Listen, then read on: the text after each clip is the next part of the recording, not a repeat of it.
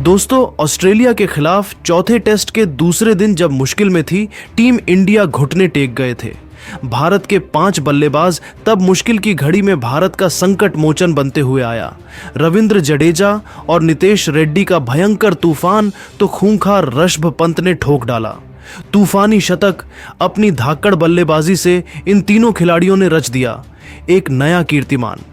जी हां दोस्तों, तो आखिर कैसे? नीतीश के साथ मिलकर पंत और जडेजा ने रनों की बारिश करते हुए इतिहास के पन्नों में अपना नाम स्वर्ण अक्षरों से अर्जित कर कंगारुओं के घमंड मेलबर्न के मैदान पर ही उनकी टीम को खामोश कर दिया है। उनकी धाकड़ बल्लेबाजी का पूरा वीडियो इस रोमांचक चौथे टेस्ट मैच के दूसरे दिन की पूरी हाईलाइट तो आपको दिखाएंगे ही, लेकिन उससे पहले आपको क्या लगता है, नितेश रेड्डी, रविंद्र जडेजा और ऋषभ पंत में से कौन है सबसे खतरनाक खिलाड़ी? अपनी कीमती राय हमें नीचे दिए गए कमेंट बॉक्स में जरूर दें। दोस्तों, बल्लेबाज अपनी टीम को धमाकेदार शुरुआत दिलाने आए थे और दोस्तों, पहले ओवर में ही कप्तान रोहित ने मोहम्मद सिराज को बुलाया, जिनके कंधों पर टीम इंडिया को बहुत बड़ा विकेट दिलाने की जिम्मेदारी थी। लेकिन दोस्तों, दूसरी ही गेंद पर पैट कमिंस ने थप्पड़ की तरह करारा चौका लगाकर इस दिन की धमाकेदार शुरुआत कर दी थी। उसके बाद तो उन दोनों ने पीछे मुड़कर नहीं देखा। जैसे ही नवासी वाम ओवर लेकर जसप्रीत बुमराह आते हैं, उन पर टूट कर पड़े स्टीव स्मिथ और गेंद को बाउंड्री पार चौके के दर्शन कराकर उन्होंने सीधा आक्रमण करना शुरू कर दिया था। उन्होंने अपने इरादे साफ तौर पर जाहिर कर दिए थे कि वह तो आज बेखौफ अंदाज में खेलने वाले हैं। भारतीय गेंदबाज उन्हें रोक सकते हैं तो रोक ले, यह सीधा उनकी चुनौती थी टीम इंडिया को। लेकिन रुकने का नाम वह बिल्कुल भी नहीं ले रहे थे। 90 ओवर में ऑस्ट्रेलिया ने 332 रन बना लिए थे। भारतीय क्रिकेट टीम उनके आगे एक बार फिर बेबस नजर आ रही थी। कोई भी गेंदबाज उन्हें आउट करने में कामयाब नहीं हो पा रहा था। ऑस्ट्रेलिया की गाड़ी रॉकेट की रफ्तार से इस टेस्ट मैच में आगे बढ़ रही थी। ऐसा लग रहा था उसमें तो कोई ब्रेक ही नहीं है। सिंगल डबल तो दूर, वह तो केवल चौकों से ही डील कर रहे थे। 92वां ओवर लेकर आए एक बार फिर आकाशदीप की 5वीं गेंद पर पैट कमिंस ने एक करारा चौका लगा दिया। एक तरफ से आकाशदीप तो दूसरी तरफ से बुमराह अपनी पूरी कोशिश कर रहे थे कि कैसे भी करके उन्हें आउट किया जाए। लेकिन दोस्तों, सलाम है इन दोनों बल्लेबाजों को। यह दोनों तो मैदान में चट्टान की तरह डटे हुए थे। देखते ही देखते हो ओवर निकलते जा रहे थे, रन पर रन आते जा रहे थे। लेकिन मजाल है कि यह दोनों अपनी जगह से हिल भी जाएं। ये दोनों पूरी तरीके से मैदान में सेट हो चुके थे। 95 ओवर में ऑस्ट्रेलिया ने 344 रन बनाए तो अगले ही ओवर में आकाशदीप की पहली ही गेंद पर स्मिथ ने शानदार चौका लगाकर कमिंस के साथ शानदार 50 रनों की साझेदारी को अंजाम दिया। तो ओवर की चौथी गेंद पर पेट कमिंस ने चौका मारकर बाउंड्री बटोरकर अपनी टीम ऑस्ट्रेलिया को 350 रनों के पार पहुंचा दिया था। अब ऑस्ट्रेलिया बहुत ज्यादा मजबूत स्थिति में आ चुकी थी। ऐसा लग रहा था टीम इंडिया बहुत ज्यादा बैकफुट में है और यहां से भारत का वापसी करना बहुत ही ज्यादा मुश्किल हो चला है, क्योंकि ओवर की अंतिम गेंद पर भी पेट कमिंस ने धावा बोलते हुए एक और करारा चौका बटोर लिया और 96 ओवर में ऑस्ट्रेलिया ने 359 रन बना लिए थे। तो वहीं दोस्तों, अब तो उनकी इतनी मजाल हो गई थी कि 97वां ओवर लेकर आए जसप्रीत बुमराह के खिलाफ स्टीव स्मिथ ने विकेट के पीछे एक धमाकेदार छक्का उड़ाकर भारतीय खेमे में हड़कंप मचा दिया था। ऐसा लग रहा था कि अब तो उन्हें बुमराह का भी डर नहीं है। तभी तो वह इतने खतरनाक अंदाज में बल्लेबाजी किए जा रहे हैं, भारतीय गेंदबाजों की कुटाई किया जा रहे हैं। स्मिथ तो अपने शतक के बेहद ही करीब आ चुके थे और दोस्तों, देखते ही देखते 101 में ओवर की अंतिम गेंद पर नीतीश रेड्डी के खिलाफ चौका लगाकर स्टीव स्मिथ ने अपना शानदार धमाकेदार शतक ठोककर इतिहास लिख दिया था। टीम इंडिया की तो उन्होंने हालात ही बिगाड़ दी थी। तो दोस्तों, 104 ओवर में स्टीव स्मिथ ने मोहम्मद सिराज की धज्जियां उड़ाते हुए पहले एक छक्का तो फिर एक खतरनाक चौका लगाकर अपनी टीम को 411 रनों तक पहुंचा दिया। टीम इंडिया की हालत बेहद खराब की हालत थी।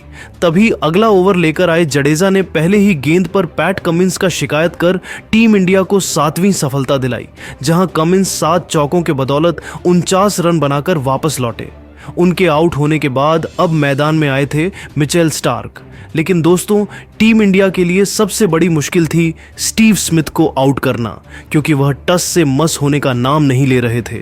वह तो मैदान में चिपक ही गए थे, एक के बाद एक चौकों की बारिश कर रहे थे, चाहे सुंदर हो या फिर रवि जडेजा। हर एक ओवर में स्टीव स्मिथ एक न एक चौका जरूर मार देते थे। 110 ओवर में उन्होंने ऑस्ट्रेलिया को 440 रनों तक पहुंचाया दिया, तो अगले ही ओवर में बुमराह को निशाना बनाते हुए मिचेल स्टार्क ने एक और तूफानी छक्का उड़ा डाला। इन दोनों ने ऐसी भयंकर बल्लेबाजी करी कि लंच ब्रेक तक 113 ओवर में ऑस्ट्रेलिया ने 454 रन बना डाले थे। लेकिन दोस्तों, जैसे ही लंच ब्रेक के बाद दोनों टीमें मैदान में आती है, अचानक से पहले ओवर में ही पूरा खेल बदल जाता है, जब रविंद्र जडेजा ने आते ही मिचेल स्टार्क को क्लीन बोल्ड कर ऑस्ट्रेलिया को 8वां झटका दिया। जहां यह बल्लेबाज केवल 15 रन बनाकर पेवेलियन लौट गया, तो दोस्तों अगले ही ओवर में आकाशदीप ने सबसे बड़ी मछली स्टीव स्मिथ को क्लीन बोल्ड कर ऑस्ट्रेलिया की धज्जियां उड़ाकर रख दी थी। यह अब तक की सबसे बड़ी सफलता थी और आखिरकार स्टीव स्मिथ 13 चौके और 3 तूफानी छक्कों की बदौलत 197 गेंद पर 140 रनों की बेमिसाल पारी खेलकर पवेलियन चल दिए। तब जाकर टीम इंडिया ने राहत की सांस ली। 115 ओवर में ऑस्ट्रेलिया का स्कोर 455 रन 9 विकेट के नुकसान पर हो चुका था। अब टीम इंडिया को सिर्फ आखिरी विकेट चाहिए था और उसके लिए ज्यादा इंतजार भी नहीं करना पड़ा।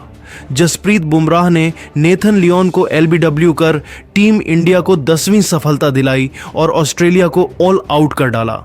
जहां ऑस्ट्रेलिया ने पहली पारी में 474 रन 10 विकेट के नुकसान पर बनाए थे। नाथन लियोन 13 रन बनाकर आउट हुए, तो स्कॉट बोलैंड 6 रन बनाकर नाबाद रहे। तो वही टीम इंडिया के लिए इस पारी में जसप्रीत बुमराह ने सबसे अधिक 4 सफलताएं हासिल की। उनके अलावा आकाशदीप को 2 और जडेजा को 3 विकेट मिले और 1 विकेट वॉशिंगटन सुंदर के नाम रहा। तो दोस्तों, अब गेंदबाजों के बाद बारी थी बल्लेबाजों के जलवा दिखाने की।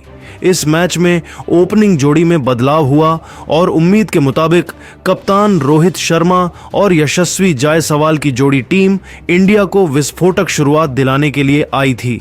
अब टीम इंडिया को एक अच्छी शुरुआत चाहिए थी यदि उन्हें ऑस्ट्रेलिया के स्कोर के आसपास भी पहुंचना था।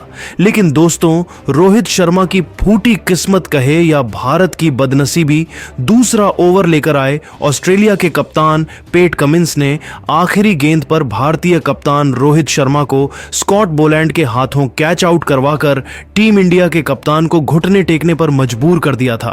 जहां रोहित केवल 3 रन बनाकर पेवेलियन लौट गए और पूरे हिंदुस्तान की आंखों में आंसू आ गए। उनके आउट होने के बाद मैदान में केएल राहुल को अपना जलवा दिखाने भेजा गया था।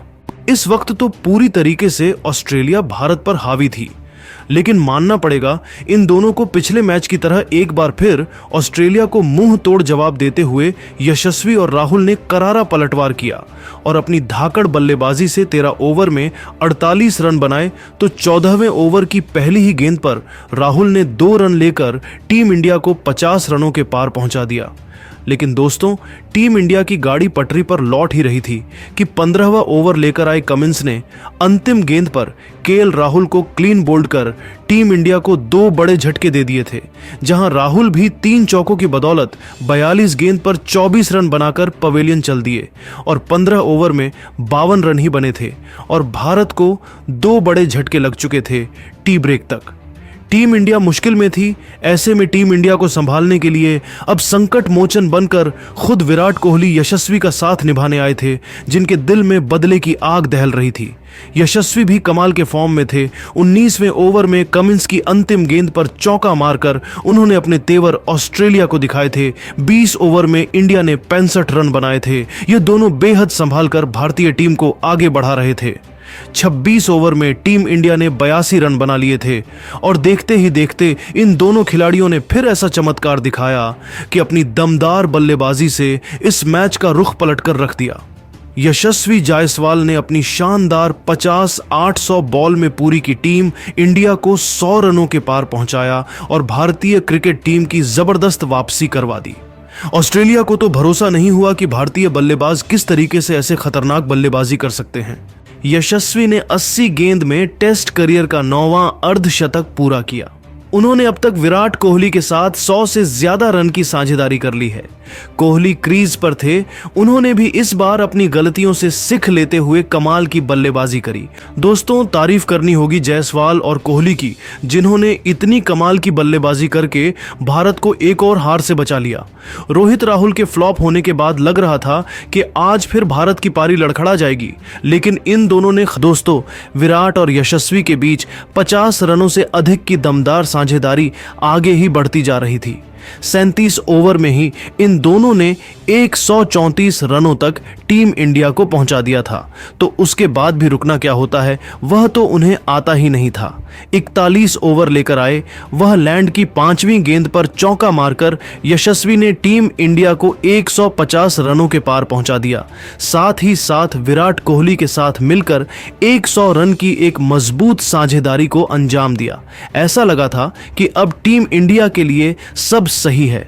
लेकिन दोस्तों, तभी अंतिम गेंद पर सिंगल चुराने के चक्कर में यशस्वी जायसवाल रन आउट हो जाते हैं और उनके बीच की शतकीय पार्टनरशिप का इसी के साथ अंत हो चला था, जहां यशस्वी जायसवाल 11 चौके और 1 छक्के की बदौलत 62 रन बनाकर पवेलियन चल दिए।